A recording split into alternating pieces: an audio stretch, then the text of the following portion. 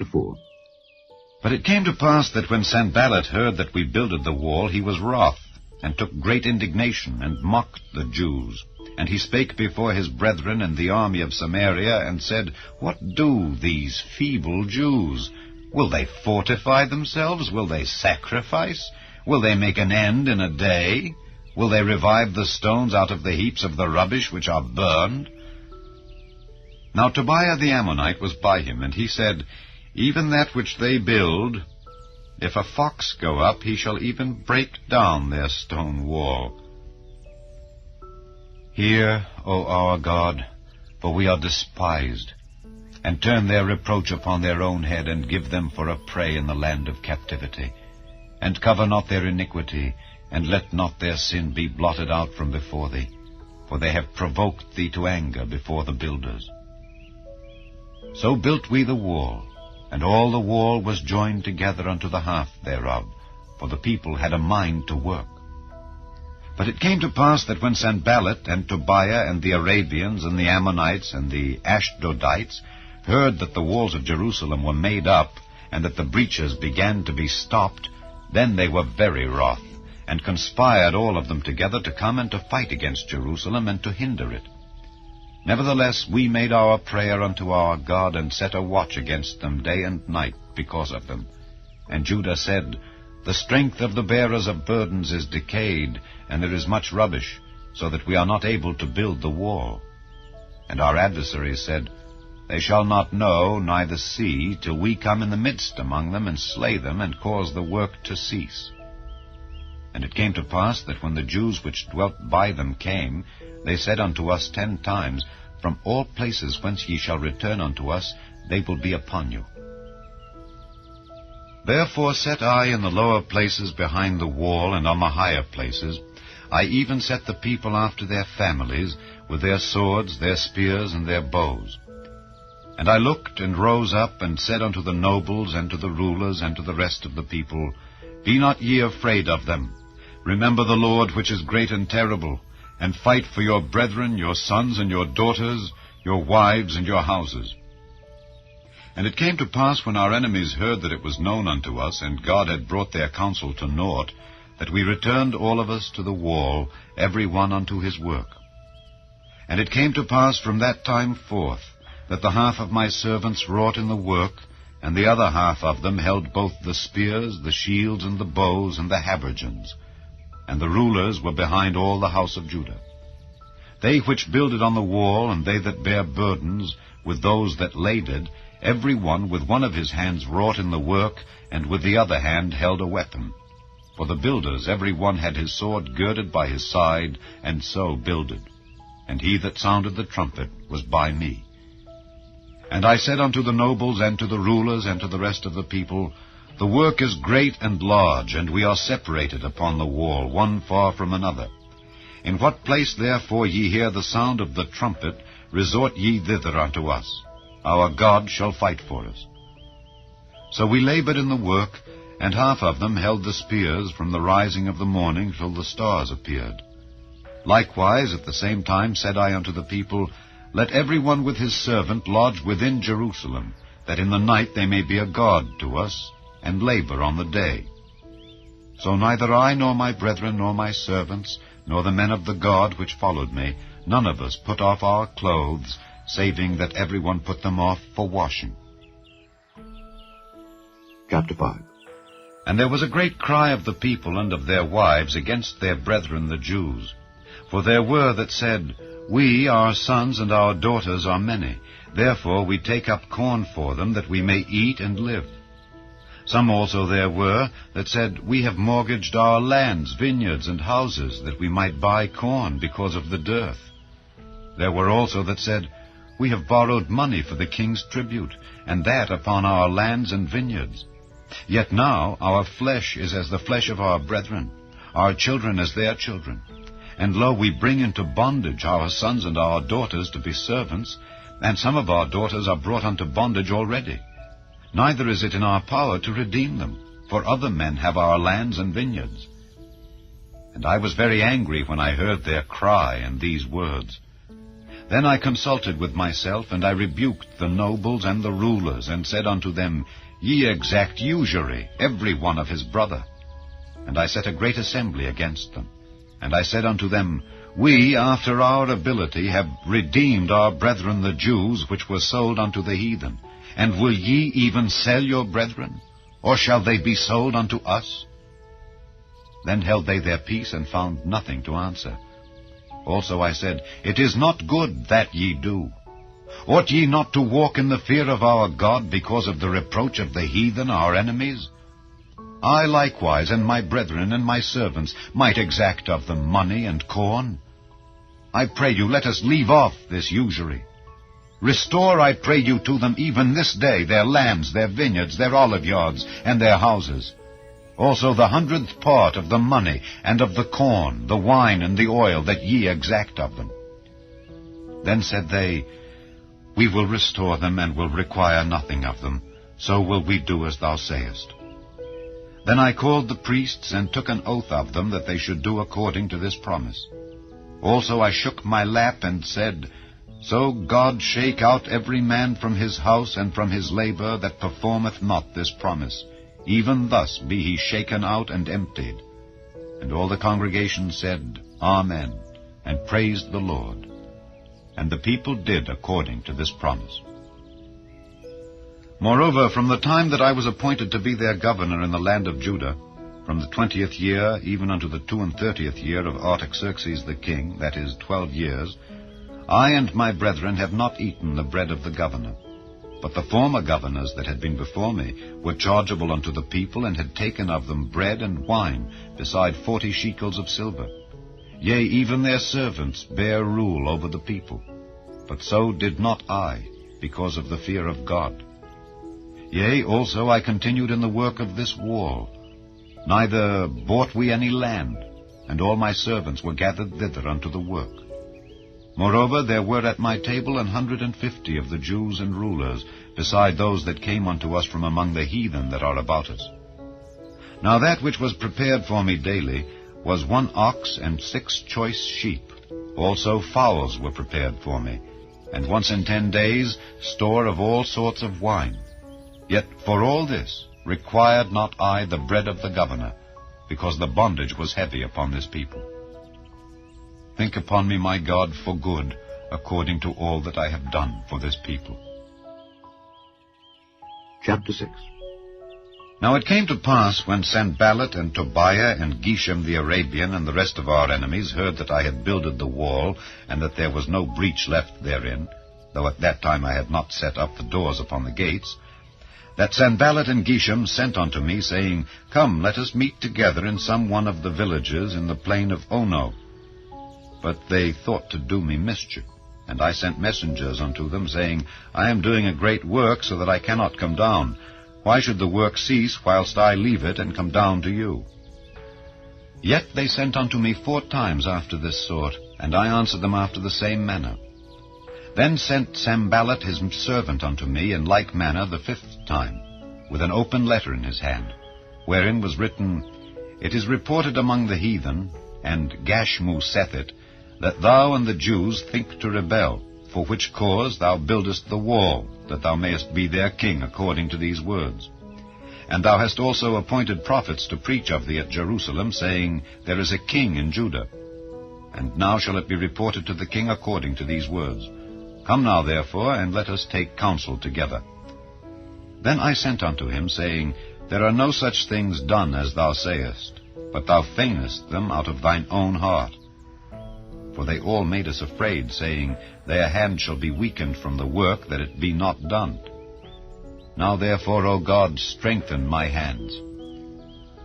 Afterward I came unto the house of Shemaiah the son of Delaiah the son of Mehetabeel, who was shut up. And he said, Let us meet together in the house of God within the temple, and let us shut the doors of the temple, for they will come to slay thee. Yea, in the night will they come to slay thee. And I said, Should such a man as I flee? And who is there that, being as I am, would go into the temple to save his life? I will not go in. And lo, I perceived that God had not sent him, but that he pronounced this prophecy against me. for Tobiah and Sanballat had hired him. Therefore was he hired, that I should be afraid, and do so, and sin, and that they might have matter for an evil report, that they might reproach me. My God, think thou upon Tobiah and Sanballat according to these their works, and on the prophetess Noadiah and the rest of the prophets that would have put me in fear. So the wall was finished in the 25th day of the month Elul, in 52 days. And it came to pass that when all our enemies heard thereof, and all the heathen that were about us saw these things, they were much cast down in their own eyes, for they perceived that this work was wrought of our God. Moreover, in those days the nobles of Judah sent many letters unto Tobiah, and the letters of Tobiah came unto them. For there were many in Judah sworn unto him, because he was the son-in-law of Shechaniah the son of Erah, and his son Johanan had taken the daughter of Meshullam the son of Berechiah. Also they reported his good deeds before me, and uttered my words to him. And Tobiah sent letters to put me in fear. नहमाया की पुस्तक अध्याय 4।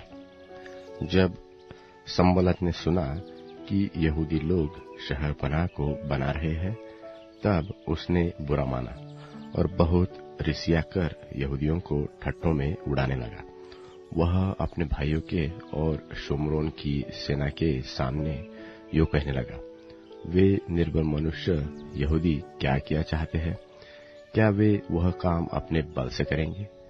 क्या वे अपना स्थान दृढ़ करेंगे? क्या वे यज्ञ करेंगे?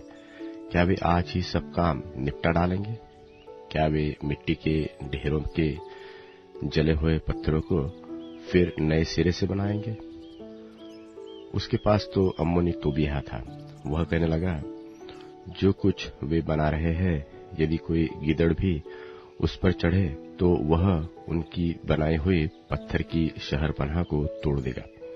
हे परमेश्वर, हमारी सुन ले कि हमारा अपमान हो रहा है, और उनका किया हुआ अपमान उन्हीं के सिर पर लौटा दे, और उन्हें बंधुआई के देश में लुटवा दे, और उनका अधर्म तू न ढाप, और न उनका पाप तेरे सन्मुख से मिटाया जाए, क्योंकि उन्होंने तुझे शहरपनाह बनाने वालों के सामने क्रोध दिलाया है।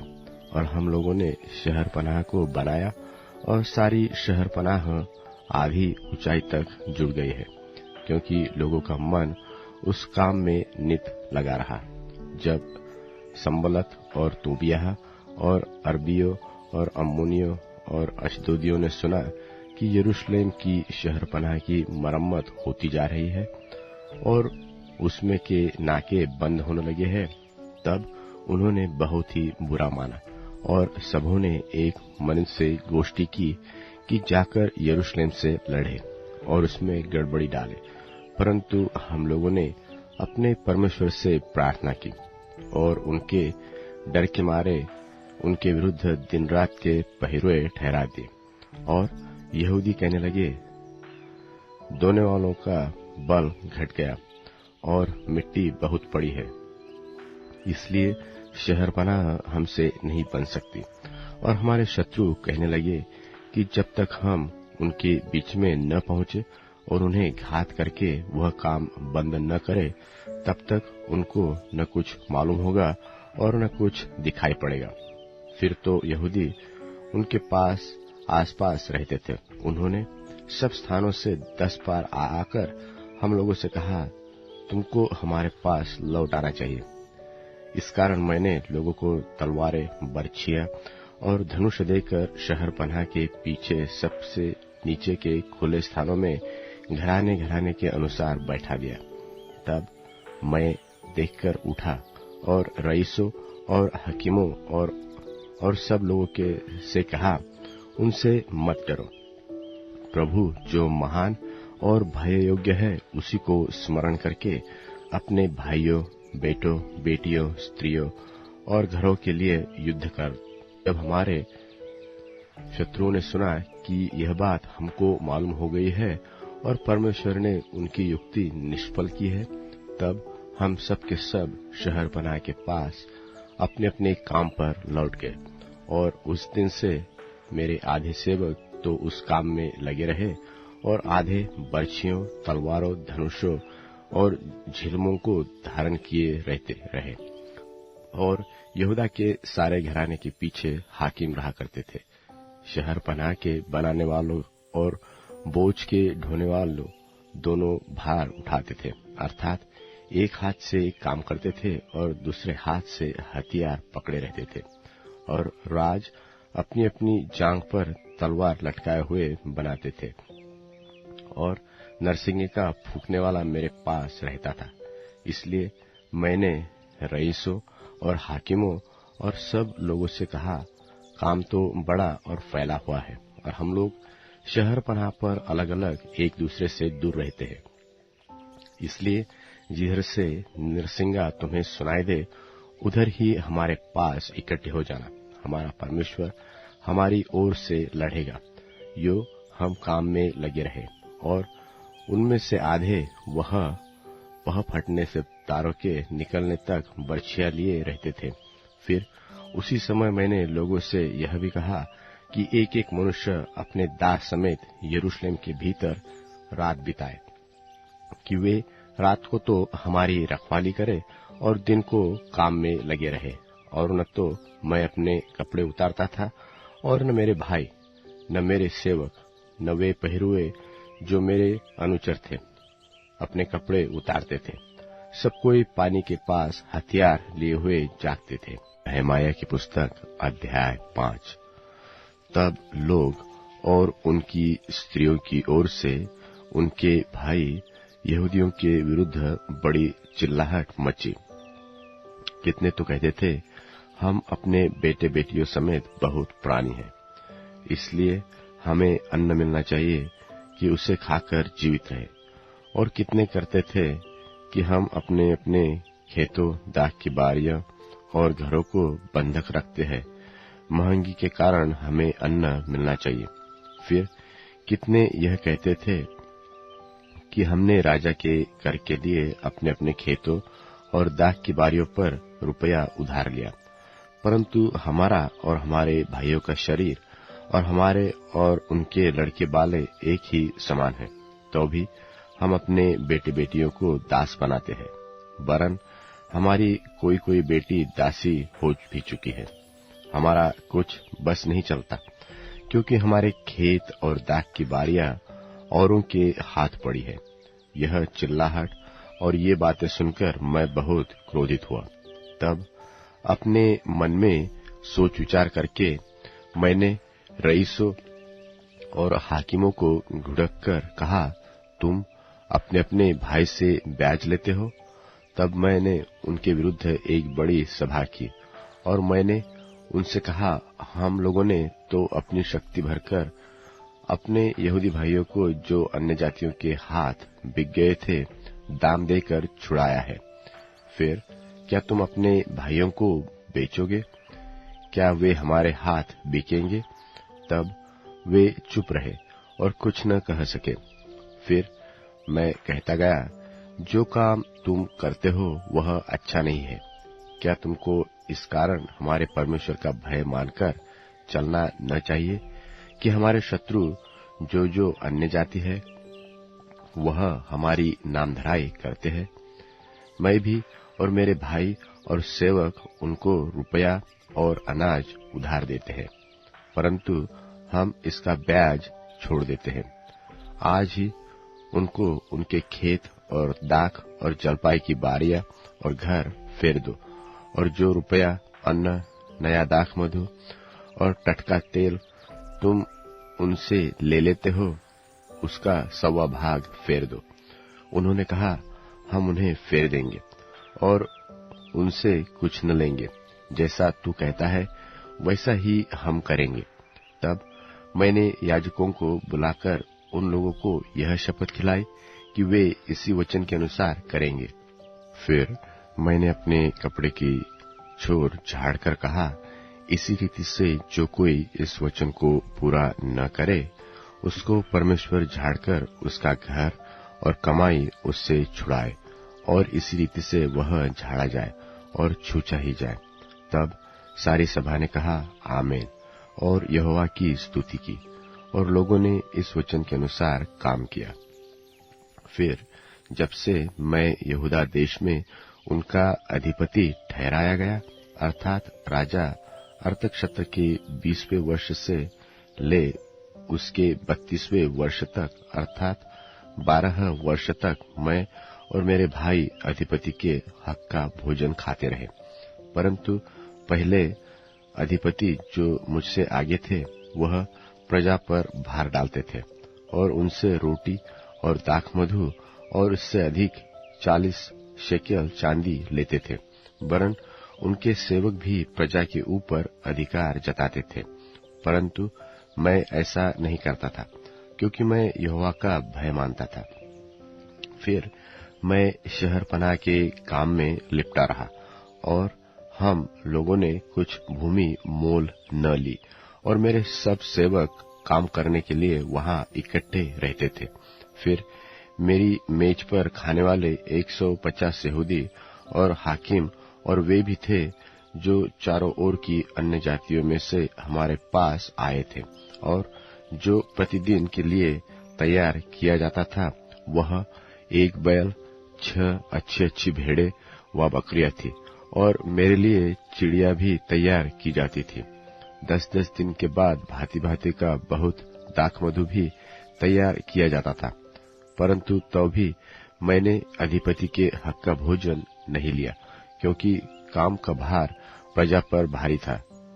हे मेरे परमेश्वर, जो कुछ मैंने इस प्रजा के लिए किया है, उसे तू मेरे हित के लिए स्मरण रख। नहमाया की पुस्तक अध्याय 6। जब संबलत, तोबियाह और अरबी गेशेम और हमारे और शत्रुओं को यह समाचार मिला कि मैं शहरपनाह को बनवा चुका, और यद्यपि उस समय तक भी मैं फाटकों में पल न लगा चुका था, तो भी शहरपनाह में कोई दरार न रह गया था, तब संबलत और गेशेम ने मेरे पास यो कहला भेजा कि आ, हम ओनो के मैदान के किसी गांव में एक दूसरे से भेंट करें। परंतु वे मेरी हानि करने की इच्छा करते थे। परंतु मैंने उनके पास दूतों से कहला भेजा कि मैं तो भारी काम में लगा हूं, वहां नहीं जा सकता। मेरे इसे छोड़कर तुम्हारे पास जाने से यह काम क्यों बंद रहे? फिर उन्होंने 4 बार मेरे पास वैसी ही बात कहला भेजी, और मैंने उनको वैसा ही उत्तर दिया। तब 5वीं बार संबलत ने अपने सेवक को खुली हुई चिट्ठी देकर मेरे पास भेजा, जिसमें यो लिखा था कि जाति जाति के लोगों में यह कहा जाता है, और गेशेम भी यही बात कहता है कि तुम्हारी और यहूदियों की मनसा बलवा करने की है, और इस कारण तू उस शहरपनाह को बनवाता है, और तू इन बातों के अनुसार उनका राजा बनना चाहता है। और तूने यरूशलेम में नबी ठहराए है, जो यह कहकर तेरे विषय प्रचार करे कि यहूदियों में एक राजा है। अब ऐसा ही समाचार राजा को दिया जाएगा, इसलिए अब आ, हम एक साथ सम्मति करें। तब मैंने उसके पास कहला भेजा कि जैसा तू कहता है वैसा तो कुछ भी नहीं हुआ, तू ये बातें अपने मन से गढ़ता है। वे सब लोग यह सोचकर हमें डराना चाहते थे कि उनके हाथ ढीले पड़ेंगे और काम बंद हो जाएगा। परंतु अब हे परमेश्वर, तू मुझे हियाव दे। और मैं शमायाह के घर में गया, और दलायाह का पुत्र और महतबेल का पोता था, वह तो बंद घर में था। उसने कहा, आ, हम परमेश्वर के भवन अर्थात मंदिर के भीतर आकर आपस में भेंट करें और मंदिर के द्वार बंद करें, क्योंकि वे लोग तुझे घात करने आएंगे, रात ही को वे तुझे घात करने आएंगे। परंतु मैंने कहा, क्या मुझ ऐसा मनुष्य भागे, और मुझ ऐसा कौन है जो अपना प्राण बचाने को मंदिर में घुसे? मैं नहीं जाने का। फिर मैंने जान लिया कि वह परमेश्वर का भेजा नहीं है, परंतु उसने वह बात परमेश्वर का वचन कहकर मेरी हानि के लिए कही है, और तोबियाह और संबलत ने उसे रुपया दे रखा था। उन्होंने उसे इस कारण रुपया दे रखा था कि मैं डर जाऊं और वैसा ही काम करके पापी ठहरूं और उनको अपवाद लगाने का अवसर मिले और वे मेरी नामधराई कर सके। हे मेरे परमेश्वर, तोबियाह, संबलत और नोअद्याह, नबिया और जितने नबी मुझे डराना चाहते थे, उन सबके ऐसे ऐसे कामों की सुधि रख। एलूल महीने के 25वें दिन को अर्थात 52 दिन के भीतर शहरपनाह बन चुकी। जब हमारे सब शत्रुओं ने यह सुना, तब हमारे चारों ओर रहने वाले सब अन्य जाति डर गए और बहुत लज्जित हुए, क्योंकि उन्होंने जान लिया कि यह काम हमारे परमेश्वर की ओर से हुआ। उन दिनों में भी यहूदी रईसों और तोबियाह के बीच चिट्ठी बहुत आया जाया करती थी, क्योंकि वह आरह के पुत्र शकम्याह का दामाद था और उसके पुत्र यहोहानान के बेरेक्याह के पुत्र मशुल्लाम की बेटी को ब्याह लिया था। इस कारण बहुत से यहूदी उसका पक्ष करने की शपथ खाए हुए थे और वे मेरे सुनते उसके भले कामों की चर्चा किया करते और मेरी बातें भी उसको सुनाया करते थे। और तोबियाह मुझे डराने के लिए चिट्ठियां भेजता था।